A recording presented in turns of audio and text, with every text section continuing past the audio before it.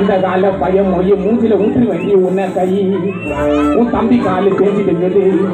டவுசர் வண்ணரப்பேட்டை வரைக்கும் டமால கீஞ்சிட்டு இருக்குது.